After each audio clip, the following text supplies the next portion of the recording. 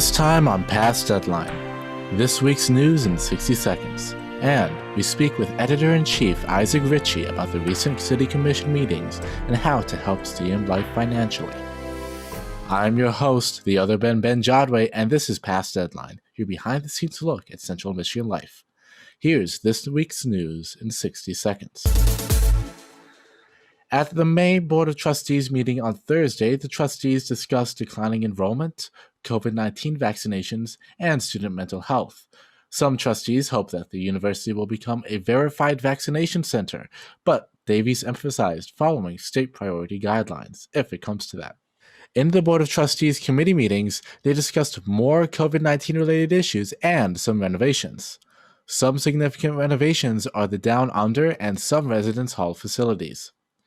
Student Government Association Vice President Brandon McDonald also gave an update on the future of Barnes Green Space, which will be implemented this semester.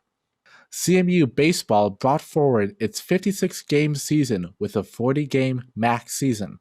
Traditionally, the MAC season consists of 23 to 27 games.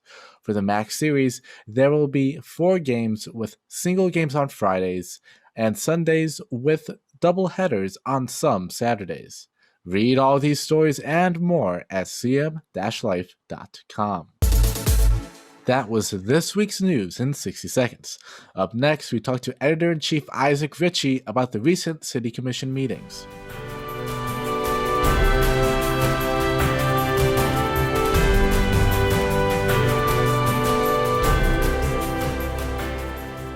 Welcome to Past Deadline. I'm Ben Jadwe, and I'm here with Isaac Ritchie, our Editor-in-Chief over at CM Life. We're going to be talking about a bit about CM Life, but also the City Commission stuff, which has been very interesting to follow. It's been going on for the past almost a month now, right? Yeah, I think it's been at least a few weeks for sure. Yeah. So I guess we could begin by a bit of a rundown to catch people up on what has been happening. Yeah, so I should actually check what the correct date was.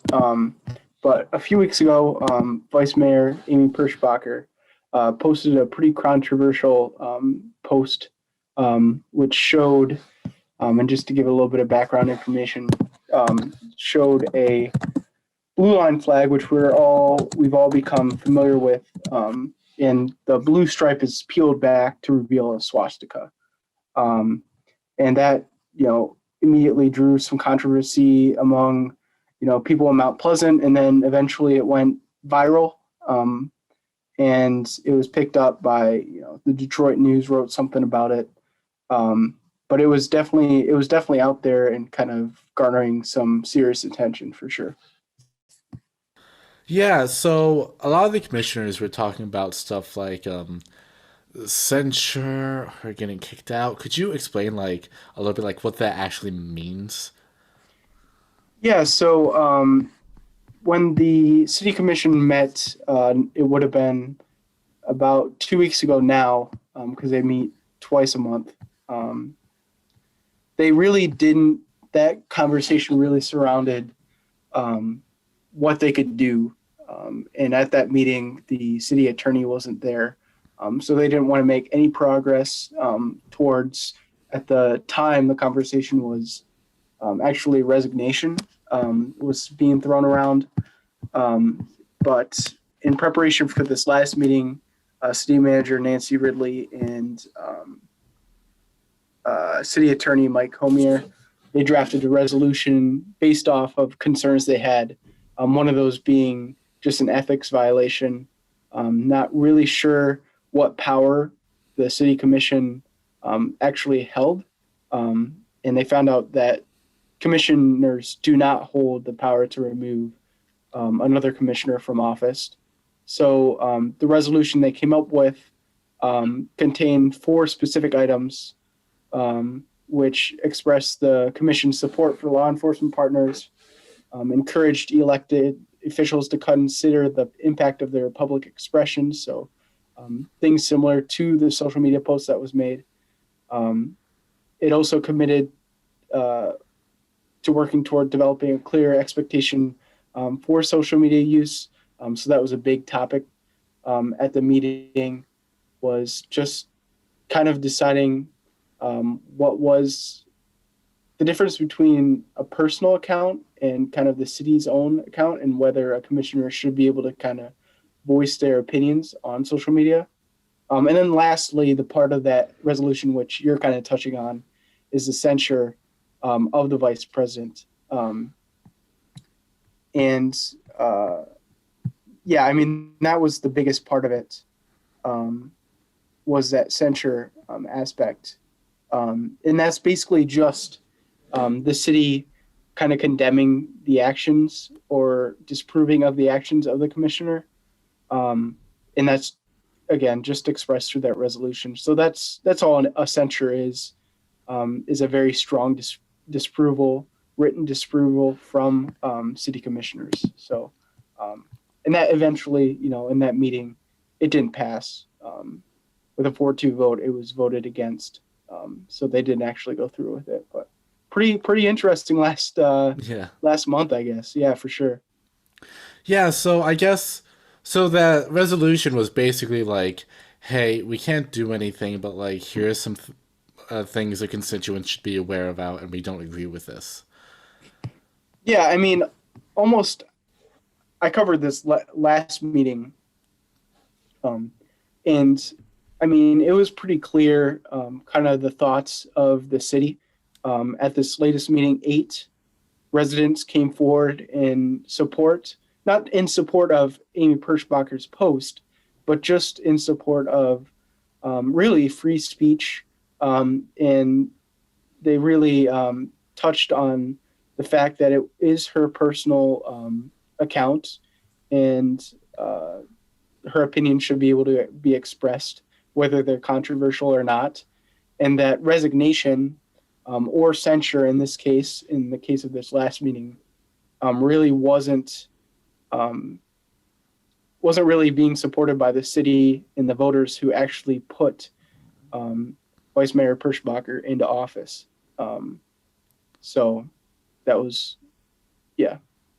Okay, it's interesting that you mentioned free speech there, because like, can a commissioner like say this stuff? Because I guess that was a big debate, is whether they could.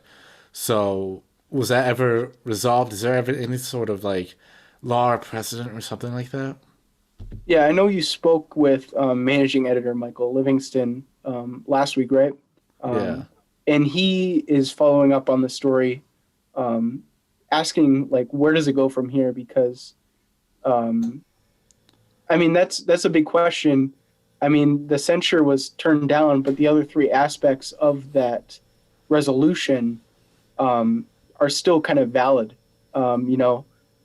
By not passing the resolution, and this is kind of Petro Tolis's, one of the other commissioners, his argument was that by turning this down, I mean, you're getting rid of the parts that say the commission supports law enforcement. You're getting the part where the commission was going to look at the fact, kind of guidelines for social media, but kind of in Mayor Will Joseph's comments before ultimately voting against the resolution, he did kind of express his support for law enforcement, and said he just didn't like the idea of going about it this way in a resolution. He'd rather work on that kind of outside that resolution, if I'm remembering his comments right. So yeah, I mean, the next step is kind of interesting, kind of what they're going to do from here, because there are no guidelines for commissioners yet. Yeah. And I think that's definitely something that they're going to look into, especially after this incident, for sure. Yeah, so when someone brings up this resolution, is it a possibility that this resolution was just more of like, hey, people should be aware of this? It wasn't meant to pass, but just like, hey, call attention to this. Yeah, I mean, again, before them, it was kind of drafted up by the city manager and the city attorney. I don't know the morale behind it, but it was pretty clear that the 4 commissioners that did vote against it weren't going to vote for it from the beginning. Yeah. And sometimes that's how things go at city commission. A lot of things are kind of ambiguous, kind of just um, you know regular things, regular city business. But when it's things such as censure that are kind of interesting and intriguing, I think it just is kind of the same idea. Um, City commissioners go into the meeting with kind of an idea of how they're going to vote. And I don't think the 8 people coming forward really swayed them, or the discussion before voting really swayed them one way or another. Okay, so I guess going back to residents, so the first time I remember reading that there was like almost like a 2 against 4 of like the less people like, hey, vice mayor should be able to say this, and then other people were like, no, no, no, no, this is horrible. You need to resign. But in this meeting, apparently like 8 people came forward. They were all in favor of not passing the resolution. Yeah, everybody disapproved Okay. the resolution. Yeah, you're correct. Okay. Yeah. Okay. Thanks for clearing that up. All right. So I guess that's city commission. Do you have anything else you'd like to add? No, it's just, I mean, it's kind of interesting again because usually you go into city commission and it's like, okay, they're talking about putting new sidewalks in. They're talking about snow removal for the 180th time this year. So these things pop up, and I definitely think that it gives people a reason to be kind of tuned into these kind of things because it's really important. I mean, they're talking about implementing some policy and stuff like that. So it's important, and people should tune into the city for sure. Even students that are only here for 4 years. Yeah. Yeah. 100%. Students should always know what's going on because even just sidewalks impact them and where they walk. Right. Right. So Yeah. yeah. All right. Awesome. So on to CM Life stuff. Mhm. I guess it's no secret at this point that CM Life is starting to struggle a little bit when it comes to stuff like ad money because we've cut down the print product, um, and things are starting to be paid for less, stuff like that. We now have an intern thing instead of guaranteed like you're hired, get paid right away. So I guess just what's going on? What's going on at CM Life?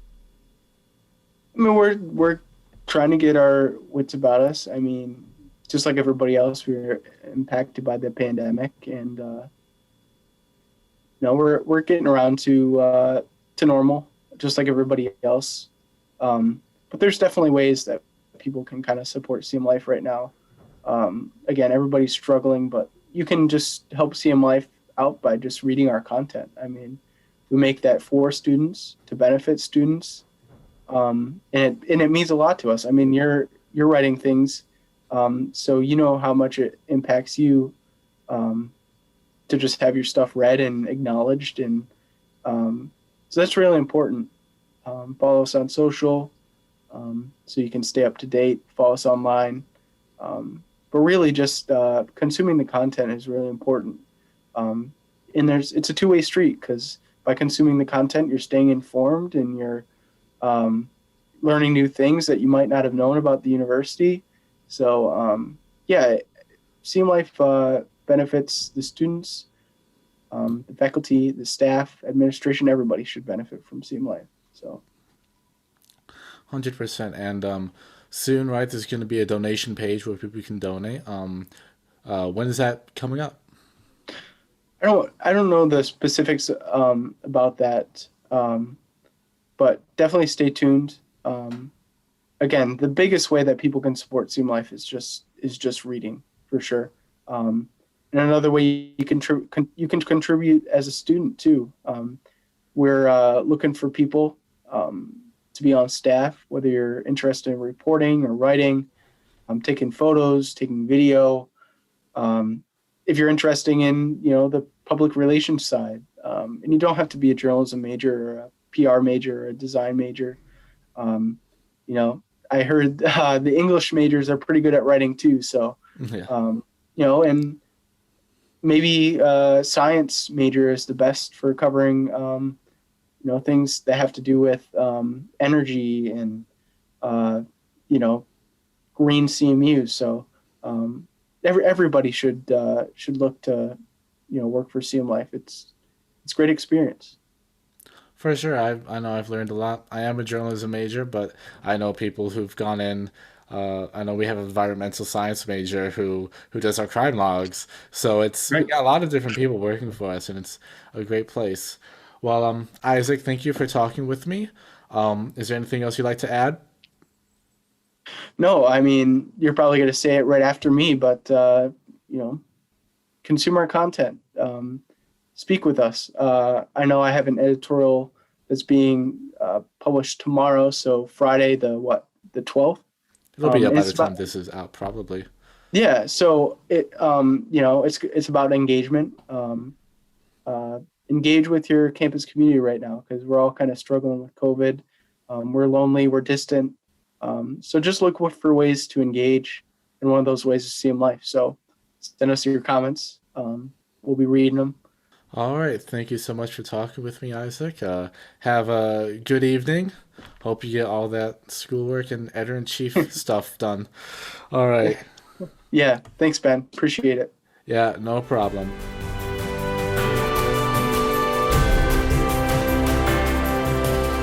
You've been listening to Past Deadline, a production of the CM Life Podcast Division. Every story referenced in this episode can be found at our website, cm-life.com. To keep up with us, follow us on social media at Central Michigan Life on Instagram, at CM Life on Twitter, or like and follow Central Michigan Life Facebook page. I've been your host, the other Ben Jodway, and this has been Past Deadline. Until next week, so long and stay informed.